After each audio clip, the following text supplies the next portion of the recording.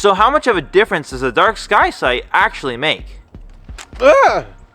Oh, what are these?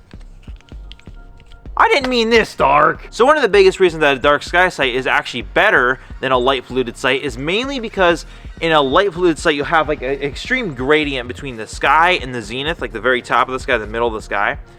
Because the middle of the sky is very dark because there's not as much light pollution straight overhead as there is in the horizon. So it's going to be very, very, very difficult to photograph the Milky Way because, especially if you're doing it like with the horizon and a little bit farther up, because the horizon area has a lot of light pollution and then the upper area of the sky doesn't have as much. So that's going to make a huge gradient and make it hard to remove in processing. That is a really good reason not to photograph in a light polluted sight when you're photographing the Milky Way. But what about when it comes to deep sky objects like nebulae, galaxies, star clusters, whatever you name it? Well, technically these are a lot more zoomed in, so you're not going to get that severe gradient. But what you do get is still light pollution removed, plus you don't get as many hours of data that are valuable compared to like a dark sky sight.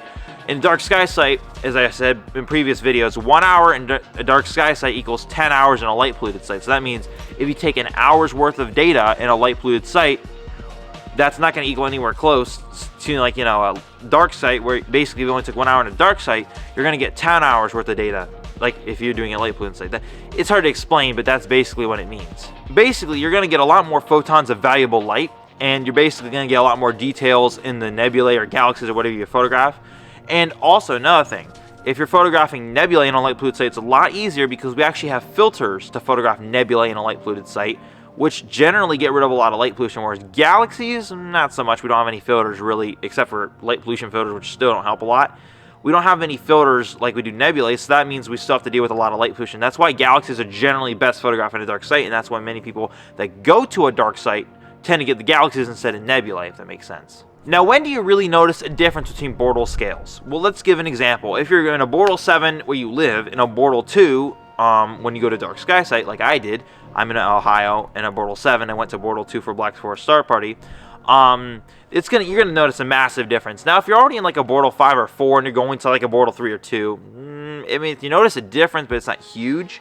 But if you're going to like a bortle 2 to a bortle 1, you'll barely notice a difference hardly at all, except for maybe some different nebulae from your naked eye, but it won't be much of a difference for astrophotography. Oh, and by the way, my name is Asher, and I run this channel here.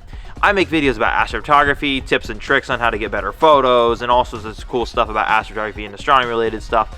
So if you like the content, make sure to subscribe. Anyways, until next time, these things again.